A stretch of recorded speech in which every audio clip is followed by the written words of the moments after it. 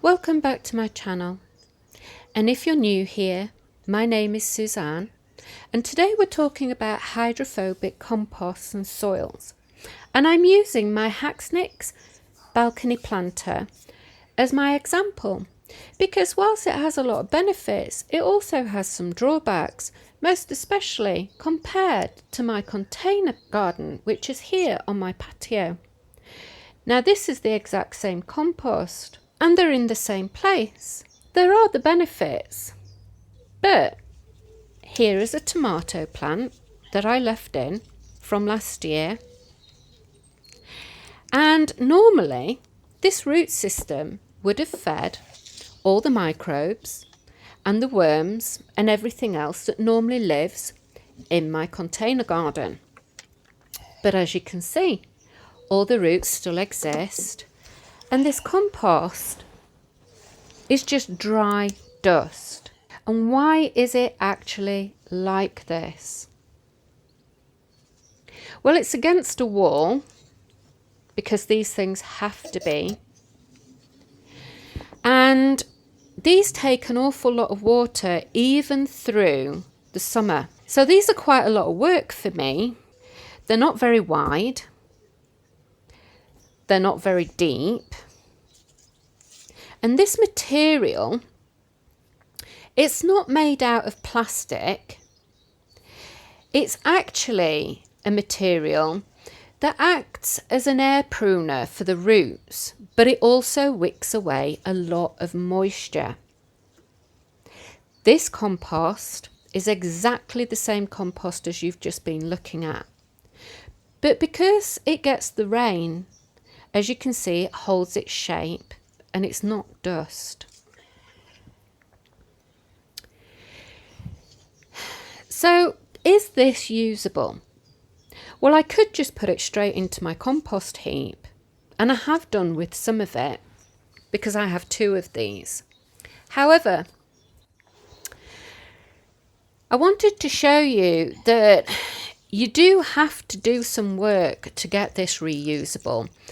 And it's not as simple as just pouring water onto it, because hydrophobic means that this is now water repellent. It's rather like when you're watching a pond skimmer. You know, when you watch the water and the skimmer just goes along the top and there's a barrier between the 2 of them. Well, that's what this soil does. And so these are not quite level, and you've seen that this water has travelled down here and it pooled, and it looks like the soil has absorbed it, right? But no, look, it's still just dust. Even here, it looks like it absorbed, but it hasn't, just dust. And so I'm going to show you a side-by-side comparison with this old compost compared to the compost that's been in the bucket I just showed you. And so we're going to put a couple of handfuls in, and look how dark this other compost is because it's rich in the microbes. And that's what we actually need, because it's what the plants actually rely on to grow as well. And so what I want to show you is what this top compost does. When we pour the water on, you can see how it repels that water. And this actually happens quite a lot in our fields as well. It's what causes a lot of our flooding. But you can see how much water this bottom compost is actually retaining. I am so sorry for the shaky camera work. I'm trying to do all this one-handed. So there you go. You can see that this bottom compost is absorbing as much of that water as possible, and very easily.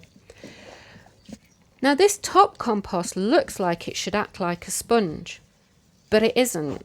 It's just breaking down into dust, and it's repelled all that water. Now I could spend an awful long time trying to get it to absorb water, but it would also take a tremendous amount of water to get it to do that.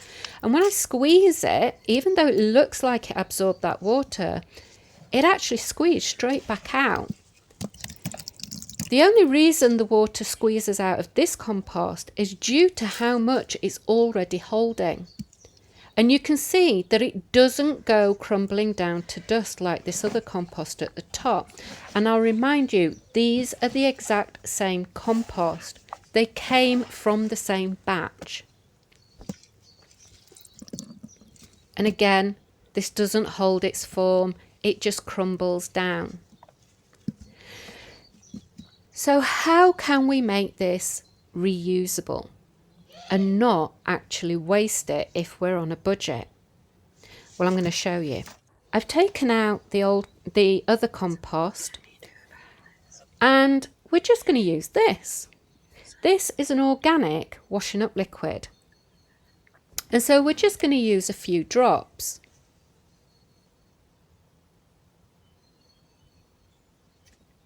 Now that might look like a lot for this tiny little bit, but actually what we're going to do is use this as our starter for the rest. And I'm going to add quite a lot of water, and that might seem excessive as well, seeing as though I couldn't get this to hold any water at all. But watch what happens.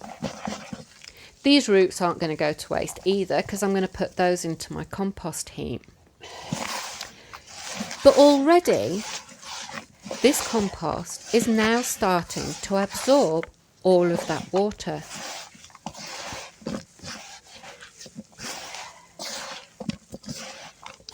And so a quick stir, and already it's all gone. And even though some of that water will come back out, you can see that it's not automatically breaking back down into the dust that it was, because that washing up liquid is breaking down that tension surface tension, whatever, but it's breaking down that bond that was making this compost water repellent. And now you can see that with just a little bit of time, this compost is holding more and more of that water. There we go. And it's no longer the dust that it was. And so here we go. Here is 20 litres of compost, and all it took was those few drops. And now you can see there is no water coming out of here. And apart from that first part of water to come out of the watering can that I showed you, this is what it's taken. It's just one watering can to get to here. Now it still needs to go from that to that, but this is still lifeless. But at least it's not dust like this. It will need organic matter putting into it, but I'm going to use it for another project. And so I'm not going to do that.